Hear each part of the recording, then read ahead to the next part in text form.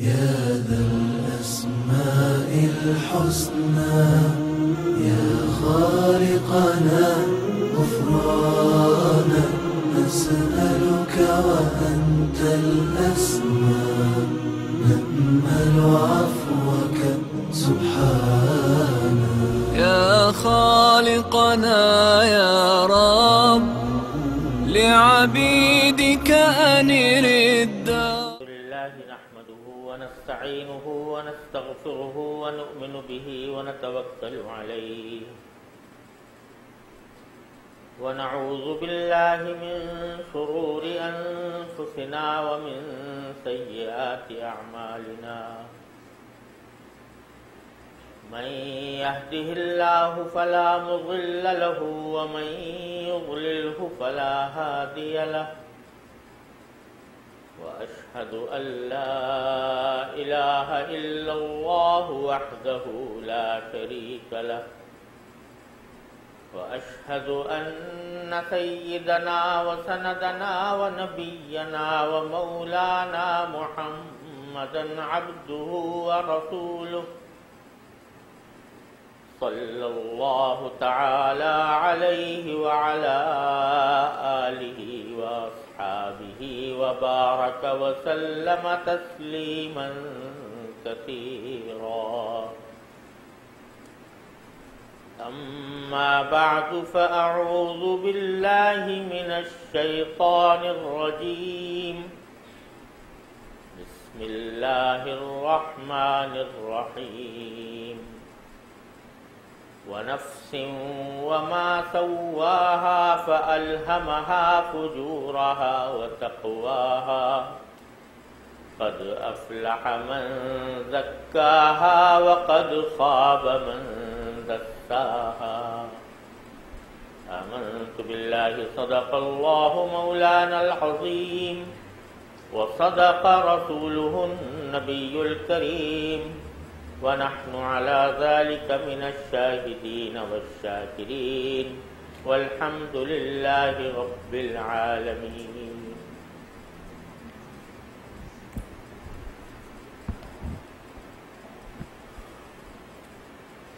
My dear brothers, Assalamu alaikum wa rahmatullahi wa barakatuh.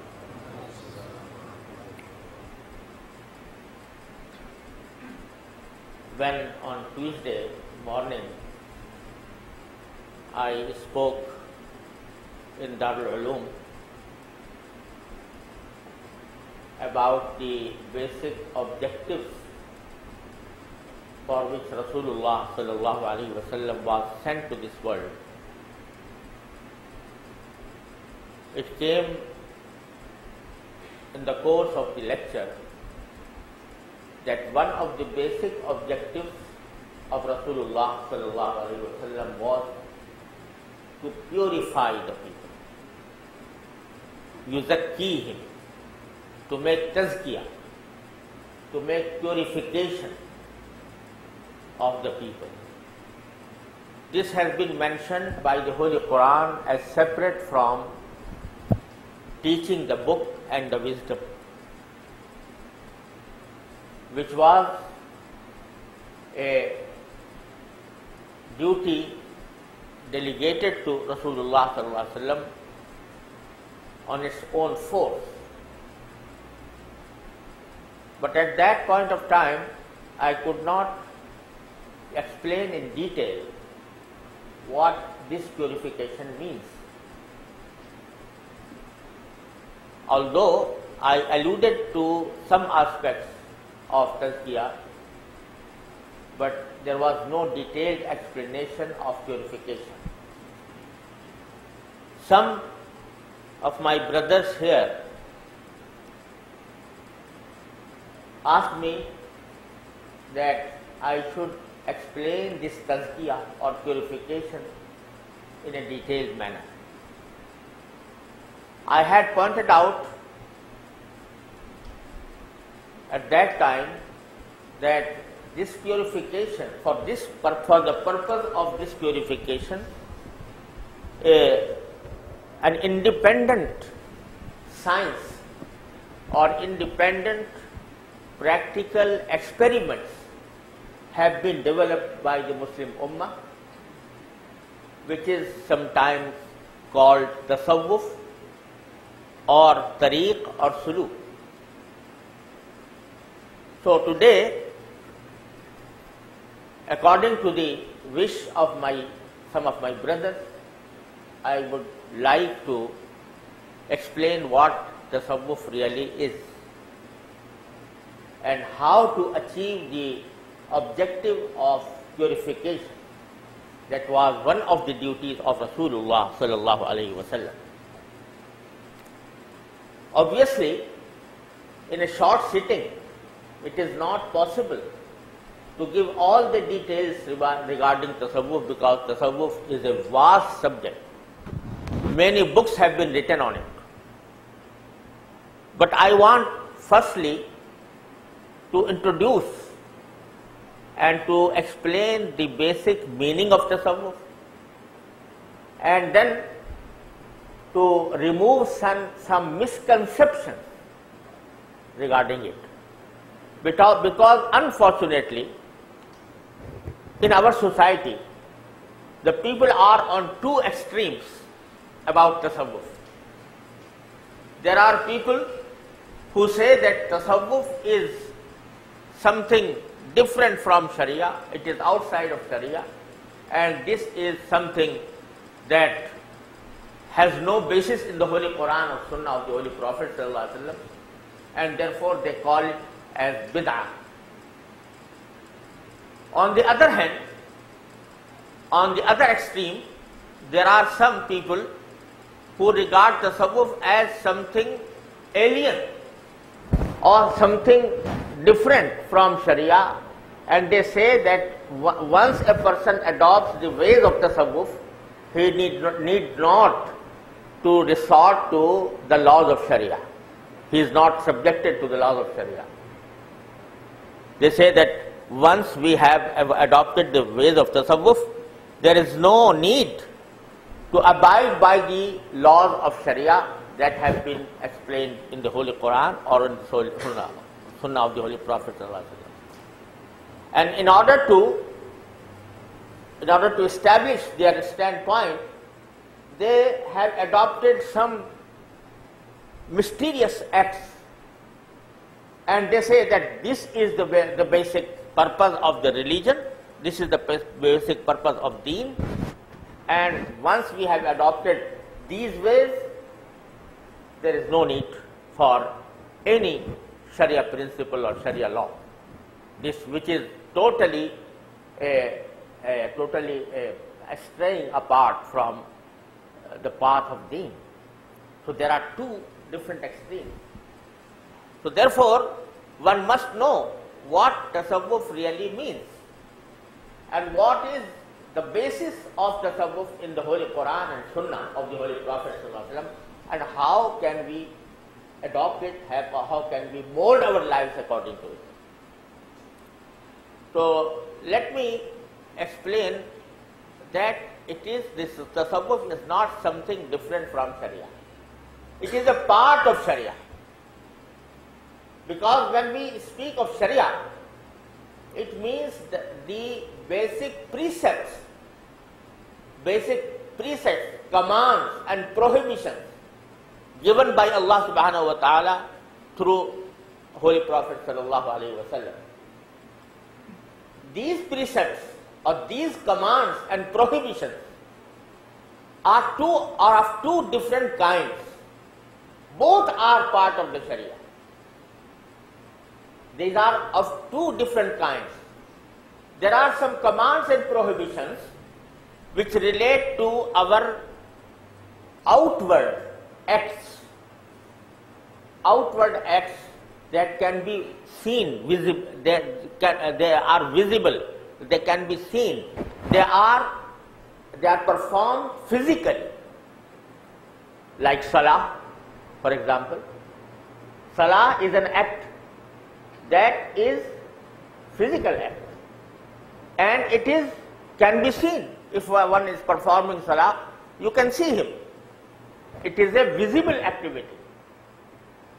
Likewise, Saum, fasting, zakah, hajj, umrah, tilawat, zikr, all these acts of worship are visible, are physical. They are performed by our outward, outward body, from our mouth or our hands or whatever. But just as the Sharia deals with such acts that are visible and physical, likewise Sharia has some commands and prohibitions about our inner qualities. Our inner qualities that are not visible. They are our inner qualities, inner instincts that cannot be seen through eyes. For example, if a person has jealousy against another person, this jealousy cannot be seen through this eye. It is not visible. It is something that rests in his heart. So there are many commands and prohibitions given by Allah subhanahu wa ta'ala and by Rasulullah sallallahu alaihi wasallam that relate to our inner qualities. And these inner qualities are in fact very important, very significant, because they dominate our outward activities. For example, let me explain to you. For example, there is a quality that is called in Arabic as ikhlas. Ikhlas. It means, normally we translate it as sincerity. So sincerity is a quality that is not visible. It rests in our heart. But it is the command of Allah subhanahu wa ta'ala to achieve this quality of ikhlas, sincerity. Allah subhanahu wa ta'ala says, فَعْبُدِ اللَّهَ مُخْلِصًا لَهُ الدِّينَ. You have to worship Allah, have to make ibadah of Allah subhanahu wa ta'ala in a state of ikhlas, sincerely. It means that when we perform salah, when we perform any act of worship, our basic intention should be to please Allah subhanahu wa ta'ala. This is what ikhlas means. Not only in the acts of worship, but also in our day-to-day life. For example, if we are offering gifts to some of our brothers, it also needs ikhlas, that we are offering these gifts for the sake of Allah. Because Allah subhanahu wa ta'ala has said, if you offer gifts to one another, it will create more love between you, and it is a sunnah of Rasulullah sallallahu alaihi wasallam that he used to offer gifts to others. So if you offer some gifts for the sake of Allah subhanahu wa ta'ala, to seek the pleasure of Allah subhanahu wa ta'ala, and to follow the sunnah of Rasulullah sallallahu alaihi wasallam, then it is ikhlas. But if you are offering a gift to a person so that you may be called that he is a very generous person, or so that you achieve, or so that you are expecting that if I offer a gift to a particular person, he will offer me something more in exchange, then this is totally haram. And that is why Allah subhanahu wa ta'ala says in the Holy Quran, وَلَا تَمْنُنْ تَسْتَكْثِرْ. وَلَا تَمْنُنْ تَسْتَكْثِرْ. Do not do a favor to a person in order to achieve something more from him. So the act is the same, that offering gift. But if it is done with the intention of pleasing Allah subhanahu wa ta'ala, with the intention of following the sunnah of Rasulullah sallallahu alaihi wasallam, it contains ikhlas, it has ikhlas, and it is acceptable with Allah subhanahu wa ta'ala. It is rewardable by Allah subhanahu wa ta'ala. But if you do it with some other intention other than to please Allah subhanahu wa ta'ala, this is not ikhlas. And since there is no ikhlas, then this act is no more rewardable. It carries no sawab at all. So this ikhlas is needed in every aspect of our life. In our salah, in our zakah, in our hajj, in our umrah, in our tilawah, in our zikr, in everything. We need this ikhlas. And this ikhlas is as obligatory as salah. It is as obligatory as fasting in Ramadan. So if we miss this ikhlas, all our acts will go in vain. There will be no benefit out of it. So this is one of the obligations given by Allah subhanahu wa ta'ala and Rasulullah sallallahu alayhi wa sallam, that relates not to our physical acts but to our inner quality. This is one example. Another one, that it is required from a Muslim to be humble before others. Humbleness, which is called tawazu, humbleness, which means that one should not be arrogant against each other, against the other. It must be humble. But unfortunately, the word humbleness, when we speak of humbleness in English, it does not give the true association, true connotation of the word tawazu in Arabic. Because humbleness, when we speak of humbleness in English, it means that when I meet a person, I show humbleness. Merely showing humbleness. While I may be arrogant in my heart, I may feel that I am greater than this person. I am, more meritorious against this person. Still I show humbleness. This is not humbleness. This is not tawazu that is meant by Rasulullah sallallahu alaihi wasallam. Rasulullah said, "Man tawaza'a lillahi rafa'ahu Allah." Whoever is humble before Allah subhanahu wa ta'ala, Allah subhanahu wa ta'ala, raises him high. So this tawazu is not something to be shown. It is something to be felt in our heart, that I am nothing. Whatever I have is the blessing of Allah subhanahu wa ta'ala. If I am a rich person, for example, if I am a rich person, Allah subhanahu wa ta'ala has favored me with a lot of wealth, then if I feel myself that all this wealth has been earned through my own hands, with my own efforts, I am the owner of this wealth. This is takabbur. This is arrogance.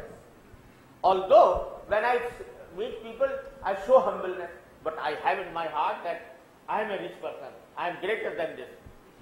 So innama utitu ala ilmin indi. Allah subhanahu wa ta'ala, has cited the story of Qarun, who was very rich person, and when he was asked by some brothers that you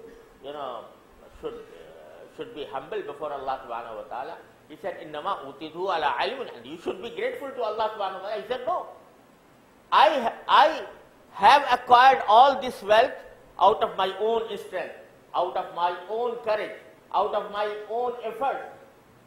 This was arrogance. Although when he met people, he might have shown humbleness before them. This is not humbleness. This is not tawazu. So likewise, shukr, that is gratefulness to Allah subhanahu wa ta'ala. This is also inner quality. One should be grateful to Allah subhanahu wa ta'ala in all his acts, etc. So these are commands that relate to our own inner qualities, which do not relate to our physical activities, and those qualities are not visible to us. In the same manner, there are certain prohibitions with regard to our inner quality, like jealousy. Jealousy is haram. If you act jealously against a person has acquired more wealth and you are jealous against him, then this is totally haram. Takabbur, it's totally haram.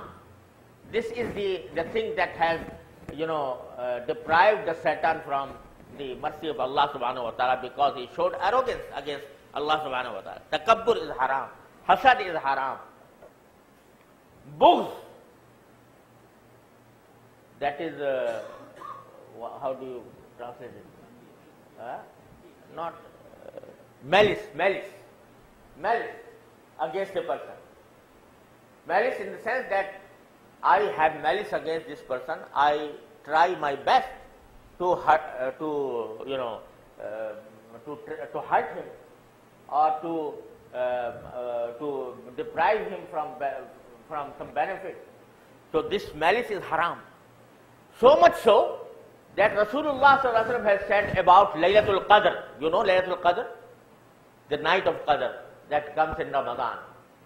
In nights of Qadr, Rasulullah sallallahu alaihi wasallam has said that Allah subhanahu wa ta'ala forgives as large number of people as the number of the hair grown on the sheep of the tribe of Banu Kalb. Banu Kalb was a big tribe. It has a lot of sheep, large number of sheep, and every sheep has some hair on its body. So Rasulullah sallallahu alaihi wasallam said that in the night of Laylatul Qadr, Allah subhanahu wa ta'ala forgives as large number of people as the hair grown on the back of the sheep of the tribe of Kalb. But at the same time, Rasulullah sallallahu alaihi wasallam has warned, Allah subhanahu wa ta'ala does not forgive some persons even in that night. One is the person who has malice against a Muslim. Allah subhanahu wa ta'ala does not forgive him even in the Laylatul Qadr. So malice is such a grave sin that the person having malice against others cannot be forgiven by Allah subhanahu wa ta'ala even in the Laylatul Qadr, even in the night of Qadr. This is haram, totally haram. Very. And if, likewise, you say that, Riya. Riya means to do something only to show off. If I am performing salah, to show off and to show that I am a very pious person. Not to please Allah subhanahu wa ta'ala,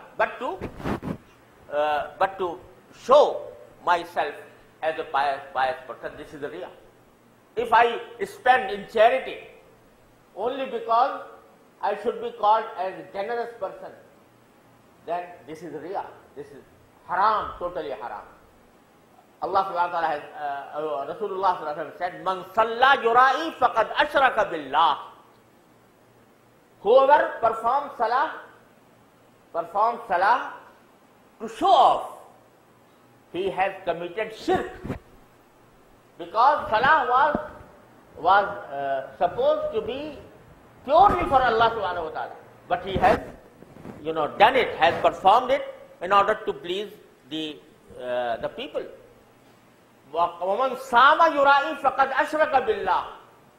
Whoever kept fast for the purpose of Riya, and to show off to the people, he has committed shirk. So these are some examples of the inner qualities, that there are commands about our inner qualities. There are, at the same time, there are some prohibitions like jealousy, malice, etc. and takabbur, arrogance. So when Rasulullah sallallahu alaihi wasallam is sent to this world, Allah subhanahu wa ta'ala says he was sent not only to teach the book and the wisdom, but also to purify them from bad inner qualities, from bad instincts that were had in his heart. So this part of Sharia, the science that deals with this part of Sharia is called tasawwuf. This is the origin of tasawwuf. Some people some people, think that tasawwuf means to have some wazifa, some zikr, some tilawat, and to do some muraqabah, and to do some, to see some dreams, etc. In fact, these things have nothing to do with tasawwuf at all. Tasawwuf is to purify oneself from the inner quality, from the bad inner qualities. This was tasawwuf. For example, how Rasulullah sallallahu alaihi wasallam purified the Sahaba, how Rasulullah sallallahu alaihi wasallam purified them from bad instincts. Perhaps you know that in the days of Jahiliyyah, the Arabs were very arrogant people. Very arrogant people. For example, a person who is the head of a tribe, he deemed him to be like God for other people, and he could not meet the common people. He would not meet them. If anybody, for example, comes across the head of the tribe, he used to, treat him like a servant or like a slave. And they used to abuse, hurl abuses to their servants, to their slaves. Sahaba who embraced Islam, radiyallahu ta'ala anhu ajma'in, were a part of that nation. And therefore, when they accepted Islam, they were of the same nature. And they used, for example, once Rasulullah sallallahu alaihi wasallam saw Sayyidina Abu Bakr as-Siddiq radiyallahu ta'ala anhu, he was cursing his slaves. He was cursing, he was speaking in a bad language to his servant, to his slave. When Rasulullah sallallahu alaihi wasallam heard this, he said, "Al-'anina wa siddiqin." On the one hand, you are the Siddiq. You have believed in my messengership. You are the first person to believe in my messengership. And on the other hand, you are hurling abuses to your servant. This cannot be accepted in Islam. So therefore, he stopped Sayyidina Abu Bakr radhiyallahu ta'ala from that. After that, Sayyidina Abu Bakr, after Rasulullah purified him from his anger, he was very arrogant person who used to be angry very quickly. But once Rasulullah purified him, then he was so humble. He became so humble. Sayyidina Abu Bakr as-Siddiq radhiyallahu anhu became so humble that even when others used to be angry, he remained calm and quiet. Once there was some altercation between Sayyidina Abu Bakr as-Siddiq radhiyallahu ta'ala anhu and Sayyidina Umar ibn al-Khattab radhiyallahu anhu. Both were very close friends and respected each other. But they were also human beings. At some point of time, there was some disagreement between the two. And Sayyidina Abu Bakr as-Siddiq and Sayyidina Umar ibn al-Khattab radhiyallahu ta'ala anhu both raised their voices against each other. And then Sayyidina Abu Bakr as-Siddiq radhiyallahu ta'ala anhu went, after Sayyidina Umar radhiyallahu anhu, in order to, make him happy. But Sayyidina Umar radhiyallahu anhu entered his house and closed the door. And Sayyidina Abu Bakr radhiyallahu anhu then returned to Rasulullah sallallahu alaihi wasallam. When Rasulullah saw him coming, he said to other Sahaba, perhaps he had some altercation with someone. Then he came to Rasulullah sallallahu alaihi wasallam, and when Sayyidina Umar, when he closed the door, after a while he felt that I did a bad thing. I could not do so. So he came again he also came to Rasulullah sallallahu alaihi wasallam. When Abu Bakr radiallahu anhu saw Sayyidina Umar coming, he said to Rasulullah, he was anticipating that Rasulullah sallallahu alaihi wasallam will be angry on Sayyidina Umar radiallahu anhu on this behavior. So he said to Rasulullah sallallahu alaihi wasallam, Ya Rasulullah, in fact I was wrong. It was my fault, not that of Umar. So please forgive him. So the person who was so arrogant, after the purification of Rasulullah sallallahu alaihi wasallam, became so humble for others that he, took upon himself all the fault of Sayyidina Umar radiallahu anhu. So this was, Sayyidina Ali radiallahu anhu was a person,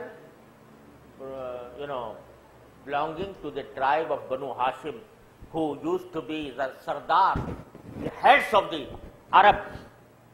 So these heads were very arrogant. But when they accepted Islam, Sayyidina Ali radiallahu anhu, perhaps Maulana Rumi rahimahullah ta'ala has cited his story that once Sayyidina Ali radiallahu anhu heard a Jew hurling abuses against Rasulullah sallallahu alaihi wasallam. He had committed, gustaki, that is, against Rasulullah sallallahu alaihi wasallam. Ali, when heard this, could not tolerate. He just attacked on him, made him lie on the ground and sat on her chest. When he sat on the chest of the Jew spit on his face. As soon as he spit on his face, he just left him and, stood by his side. The people asked him, he had spit on your face. This was more, it was required more anger against him. You should have punished him for that. Why did you leave him like that? So then Ali radiallahu anhu answered that when I first, attacked on him, I did not attack for myself. I attacked him because he was blasphemous to Rasulullah sallallahu alaihi wasallam. But when he spit on my face, if I, punished him, that punishment would have been for my sake, for myself, which I do not want to do, because one should not take punishment, give punishment to any other person because of one's own, ego. This differentiation between the two acts has come through the purification given by Rasulullah sallallahu alaihi wasallam. So this, tasawwuf or tazkiyah, in reality means the act of purification. The act of purification. And this is like treating some patient who suffers from a physical illness. So this jealousy, this riya or takabbur, arrogance, they are in fact some ailments of the heart, some ailments of our inner existence. These are treated like the physical ailments are treated. But the way is different. The way is different. So the basic purpose of tasawwuf was to treat these ailments of heart and to purify oneself.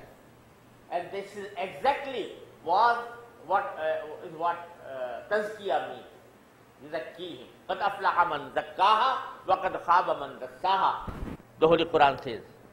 The successful is the one who purifies his inner quality. So this is the basic purpose of the tasawwuf. But, to treat physical ailments is easier than to treat inner spiritual ailments. Because, if someone is suffering from a physical illness, he feels himself that he is sick. If I am suffering from fever, I feel fever. If I am suffering from constipation, I feel that constipation. But if I am suffering from takabbur, from arrogance, no mutakabbir, no arrogant person feels himself to be mutakabbir. Is there anyone who feels himself that he is mutakabbir? No. This is the ailment that is not felt by oneself unless it is told by some other person. And he, if a reliable master tells him that you are suffering from takabbur and your treatment is this, without it, that he will not feel this takabbur or malice or hasad or jealousy, etc. That is why for treatment of these inner ailments, spiritual ailments, a master or a doctor is required, a spiritual doctor, a spiritual, spiritual master or spiritual doctor is required. And that spiritual master or doctor is called Shaykh. Okay. Rasulullah sallallahu alaihi wasallam was the spiritual master of all the Sahaba. Radiyallahu ta'ala anhu. Sahaba, many Sahaba were the spiritual masters of their pupils, Tabi'een, and they were the spiritual masters of their Tabi'een. So, this is a science. It cannot be achieved through self-study. It should be achieved by a spiritual master. So, this spiritual master is called Shaykh. This was the basic purpose. But in the course of treatment of these inner qualities, these ailments, sometimes some dhikr is suggested. Some dhikr is suggested. A particular way of dhikr. This is like, any type of treatment, physical treatment, some dhikr is suggested. So, dhikr is not the basic objective of the tasawwuf. Zikr is only means to achieve the goal of purification. Okay? But unfortunately, many people, deem that only this zikr that has been taught by my spiritual master is the ultimate goal of tasawwuf, ultimate goal of ihsan, ultimate goal of tazkiyah. While it is not so. But on the contrary, sometimes the spiritual master feels that it is not beneficial for this particular person to make further zikr. Because zikr, when a person makes lot of zikr, sometimes he suffers from ujub, from takabbur, that I am a very pious person, I make lot of zikr, etc. So, if a person is suffering from a spiritual ailment, sometimes zikr is injurious to him, and that is why the spiritual masters stop him from making zikr, because unless it is Hakimul Ummat Hazrat Maulana Ashraf Ali Sahib Thanvi Rahmatullah has given an example that if, for example, a person is suffering from fever, very serious fever, no doctor would suggest for him to have vitamins, unless he is free from fever. Because if he eats vitamins while he is suffering from fever, it will increase his fever, increase his ailment. Likewise, if a person is suffering from spiritual ailments, and zikr is a vitamin, it is an energy. If you give zikr to a person who is suffering from these type of ailments, sometimes it increase his spiritual ailment. Therefore, he is stopped. It is only spiritual master that knows which person is competent to make which type of zikr. Okay? That therefore, it is to be performed according to the directions given by the spiritual master. And it happened.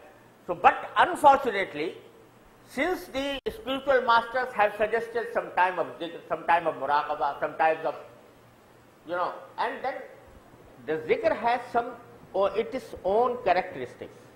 During the course of zikr, sometimes a person sees a dream, okay, or sees a vision while he is awake.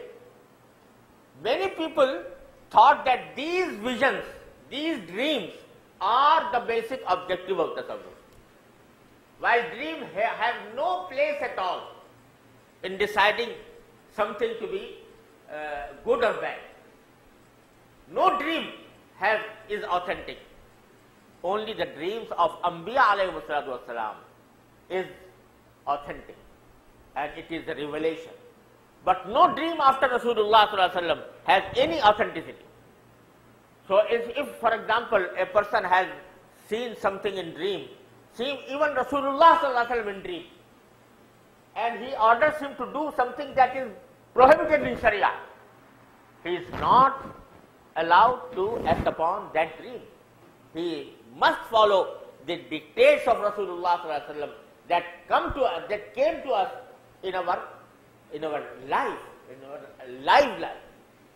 So we cannot follow this. But some people thought that the tasawwuf is to see the dreams, to see the visions, to make karamat, and to make some wazifas, some taweez, some gandas, and all this has been attributed to tasawwuf, while it was not.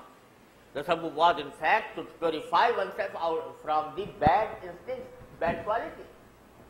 And another error in the concept of tasawwuf is that sometimes people say that tasawwuf is only to sit alone and to make zikr and tasbih and perform nawafil, etc.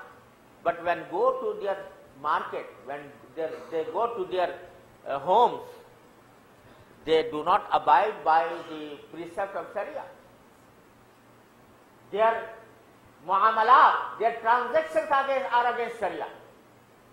Their behavior in their homes is against Sharia, and still they feel that they are following tasawwuf. This is totally an error, and I would remind you that in our days, it was Hakimul Ummah Hazrat Maulana Ashraf Ali Thanvi rahmatullahi alayh who has widely explained what tasawwuf is, and the ulama of this age have recognized him as the biggest master of tasawwuf, biggest master of spiritual ailments. He has emphasized all over his life, whenever a person came to him, make bay'at, and in order to follow a spiritual master, it is also a practice that he make bay'at. You know bay'at? And then one oath of allegiance to a particular spiritual master. And the master is called Sheikh, and the person who makes bay'at is called Murid. Okay? So these Hazrat Hakimul Ummat Maulana Thanvi was a big sheikh, and he has a lot of murid. Hundreds of thousands people made bay'at on him. But when a person came to him for that purpose, he used to tell him that the basic objective of the tasawwuf is to purify oneself, to follow the full Sharia, and to purify oneself from the spiritual ailments. And for that purpose, you will have to follow each and every rule and command of Sharia.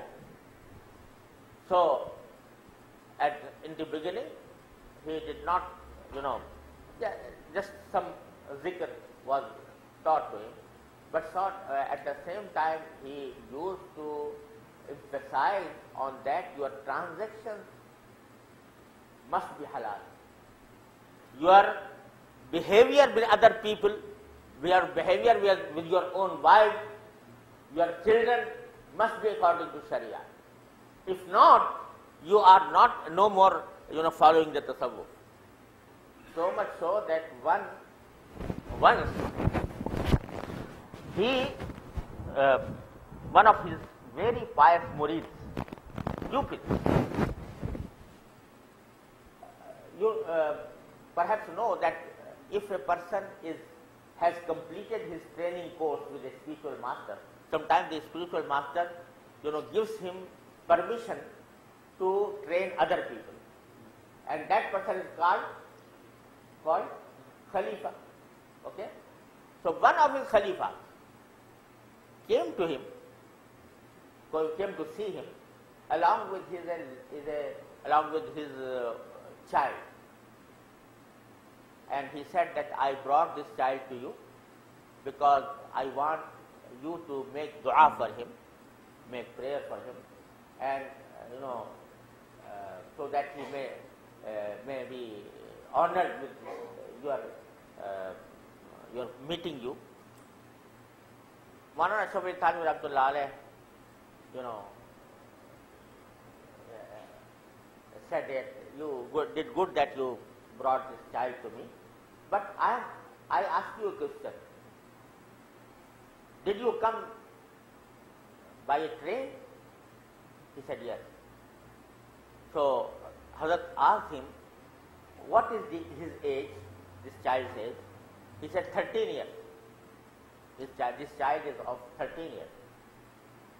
Hazrat asked him, did you purchase this child's ticket, full ticket, or you purchased half ticket? So he said, I purchased half ticket. Hazrat asked him, why? When you are saying that this is of 13 years, and it is the rule of the railway that if you are bringing a child which is more than 12 years, you should have purchased the full ticket for it. Why did you do that? He answered that although he is of 13 years, but it looks like 12 years.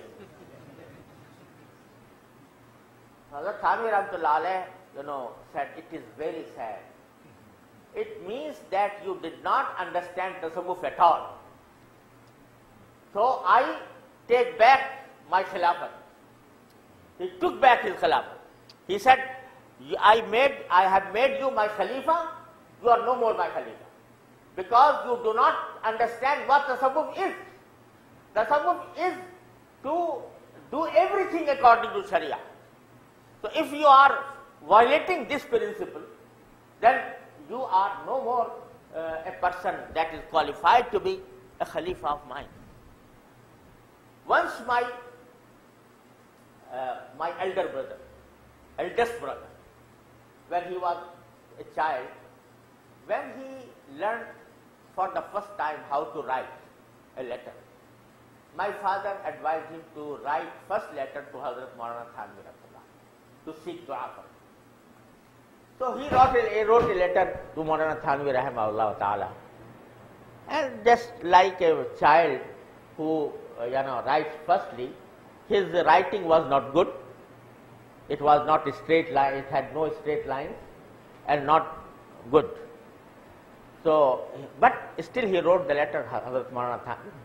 When Maulana Thanvi Rahmatullah received this letter, he replied him another letter and praised him and said, I congratulate you that you have learned how to write, but now you please improve your writing. Improve your writing, and with the intention that you your writing may be comfortable to those who read your writing. You improve your writing with the intention that you are giving comfort to your readers. And then he said, look, I am trying to make you Sufi from the very beginning. Make you Sufi. Sufi means the person who acts out on tasawwuf. It is the Sufi. So I am making you the Sufi from the day one. This was the letter of Hazrat Maulana Thanvi to my eldest brother. The people astonished. What is relation of tasawwuf with improving one's writing? You know, people feel that tasawwuf is something to sit alone and to make muraqabahs and make zikr, etc., etc. But how to write, it doesn't relate to tasawwuf. People feel like that. But Hazrat Thanvi said, no, tasawwuf relates to everything. Because if you do this with the intention to give comfort to your readers, it will turn into an act of sawab. Okay? So your niyat, your intention should be ikhlas lillahi subhanahu wa ta'ala. So this shows that tasawwuf is not something aloof from our day-to-day life. It is a part of our life. It is a part of our life. My spiritual master, my Shaykh, Hazrat Maulana Abdul Hayy Sahab, rahmatullahi alayhi, he was the big Khalifa of Hazrat Maulana Thani, rahmatullahi. Once he said to me that a person came to me. He's narrating that a person came to him and said, Alhamdulillah, I have achieved the state of ihsan. Ihsan is explained by Rasulullah sallallahu alaihi wasallam that it is a state to worship Allah subhanahu wa ta'ala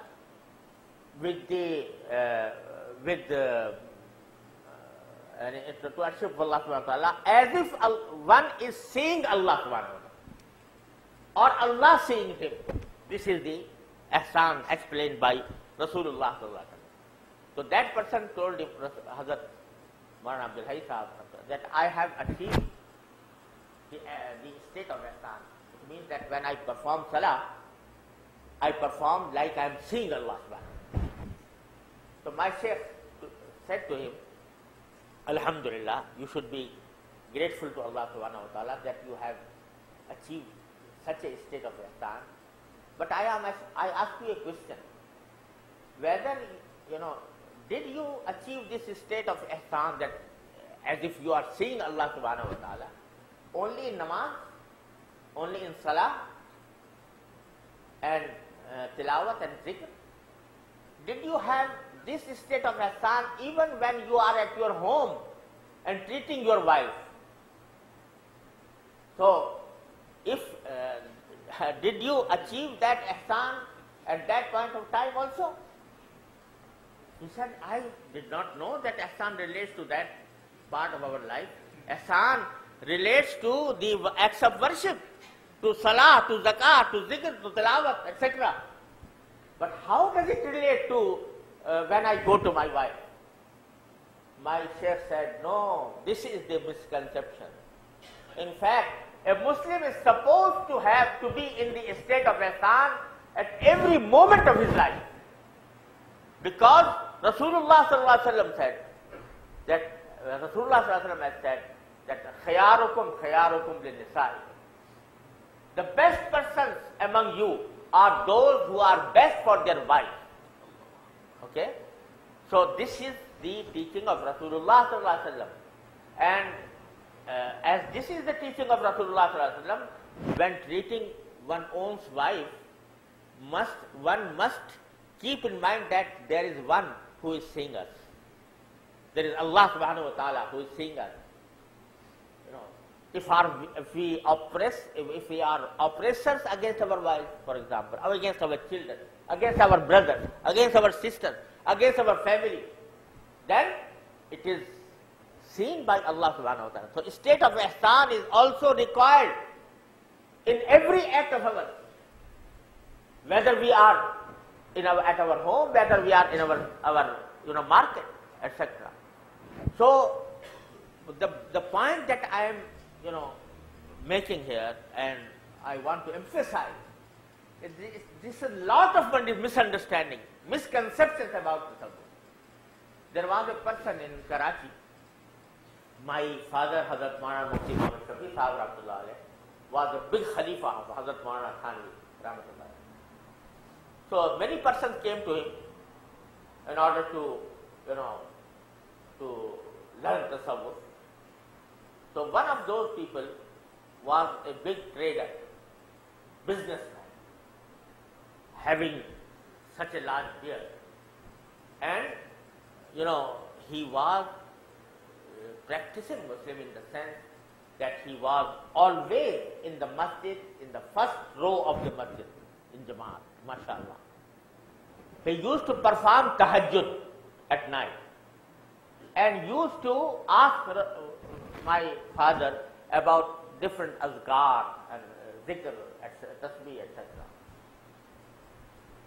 So when he came, many times, frequently, we thought that he is a very pious person. He has performed salah in the first row of the masjid. He performs tahajjud, makes lot of zikr, etc. Once it transpired that he does this in the masjid, and when he is before before ulama, etc. But he is a big speculator in the market. He is, his business is speculation in the stock market. He used to make satta, speculation in stock market, which is totally haram. But he felt that the tasawwuf is restricted to these acts. But satta, if he is involved in satta, if he is involved in interest, if he is involved in gambling, then there is no harm if he performs this zikr and tasbih, etc. This is the biggest misconception about tasawwuf. Tasawwuf requires us to follow the Sharia in letter and spirit. If we make zikr, but we will go to the market, we borrow money on interest, or we deposit money on interest, or we take interest-bearing loans, which is prohibited by Allah subhanahu wa ta'ala to the extent that Allah subhanahu wa ta'ala says that those who do not abandon this practice of interest, they must take the announcement of war from Allah and His Messenger against them. Allah subhanahu wa ta'ala and Rasulullah sallallahu alaihi wasallam wage war against those people who are involved in interest. In another hadith, Rasulullah sallallahu alaihi wasallam has said, "Ar-riba bid'un wa sab'una shu'batan adnaha kalladhi yaqa'u ala ummi." That interest or usury has more than 70 evils, more than 70 sinful acts, and the lowest of them is equal to committing adultery with one's own mother. This is a hadith of Rasulullah. I am not telling on my own. This is the hadith of Rasulullah. So if we make zikr, for example, if we are following prayer, but we are involved in interest, this is not a tasawwuf. This is not something that is required by tasawwuf or spiritual purification. So one must follow Sharia in all aspects of his life. In all aspects of his life, he must be abiding by the rules of Sharia. Because, one of the inner qualities that is developed by tasawwuf is the courage. Why do we commit sinful acts? Because we don't have courage to fight our own desires. Our low desires, base desires, prompt us to commit sins. And we do not have courage enough courage to fight these desires. This is one of the basic cause of our being involved in sinful acts. So one thing that is acquired through tasawwuf is to develop that courage, the courage that may fight the shaitan and the one's base or in a desire. Amma man khafa maqama rabbih wa nahan nafsa 'anil hawa fa innal jannata hiyal ma'wa. The Holy Quran says, the person who fears from standing before Allah subhanahu wa ta'ala and stops oneself from following his low desires, then he will have his place in Jannah, inshallah. So the basic thing that is required for avoiding sinful acts is to have courage. This courage is developed by this training before a spiritual master. Unless one has this courage, if he did not develop this courage, then the whole practices of tasawwuf are in vain. They have no fruit, they have no benefit. I am not saying that, ma'azallah, that zikr is something, useless. No. But zikr is very pious act, rewardable act, but it is not enough. It is a nafl ibadah. Nafl means that if you perform it, you will be rewarded for that, if you are performing it with ikhlas and sincerity. But if you do not, then Allah subhanahu wa ta'ala will not ask you, why did you not make zikr? But the obligations and prohibitions must be complied with. If, for example, a person does not make zikr at all, nafli zikr, does not perform a nafl at all, but he, refrains from all sinful acts, from the wrong use of his eyes, from the wrong use of his ears, from wrong use of his tongue, from wrong use of his own self, then, and from riba, from interest, from gambling, from every prohibited act. So inshallah he will go to Jannah, even though he did not make any zikr. But if a person, does lot of zikr, but does not refrain from sinful acts, then that zikr will not be enough to save him from the fire of hell. This is the basic concept of tasawwuf, my dear brothers and sisters. This is the basic concept, and for that purpose, one has to turn to a proper spiritual guide who may tell him what kind of inner qualities you are developing and what kind of inner qualities you have to refrain from, and how to treat yourself spiritually. This is done by a proper shaykh, but in order to seek a proper shaykh, you must be very careful, because there are many people who have misused the name of tasawwuf, and they misexplain the tasawwuf, and that this is just making some muraqabahs and dreams and kashf and ilham and karamat, etc. The person to whom you turn for this training must be following the sunnah of Rasulullah sallallahu alaihi wasallam properly, and must not be involved in innovations, bid'at, etc. If one does so, and that is exactly what is required by Rasulullah, by Allah subhanahu wa ta'ala, when he said, Ya ayyuhalladhina amanu ittaqullaha wa kunu ma'as sadiqin. O you who believe, fear Allah, develop taqwa in your heart, and the way to develop taqwa in your heart is that kunu ma'as sadiqin.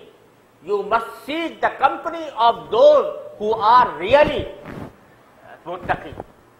So this is the company that leads one to this goal, and this is the correct spiritual master that leads one to achieve these qualities. This is the basic concept of tasawwuf, and be very careful that all the two extremes are wrong. It is not correct to say that tasawwuf is something bid'ah, and it is also not correct to say that tasawwuf is something different from Sharia, and it is totally aloof from the Sharia principles. It is a part of Sharia in the sense I have just explained. May Allah subhanahu wa ta'ala make us follow the correct way according to His own pleasure, and may Allah subhanahu wa ta'ala reward us all with bless us all with acts that please Him. And may Allah subhanahu wa ta'ala give us ikhlas to do everything for the pleasure of Allah subhanahu wa ta'ala. Subhana rabbika rabbil izzati amma yasifun wa salamun ala al-mursaleen walhamdulillahi rabbil alamin wa akhiru da'wana alhamdulillahi rabbil alamin. Ya dhal asma'il husna ya khaliqana ghufrana nas'aluka wa anta al-asma' na'malu 'afwaka subhana. يا خالقنا يا رب لعبيدك أنر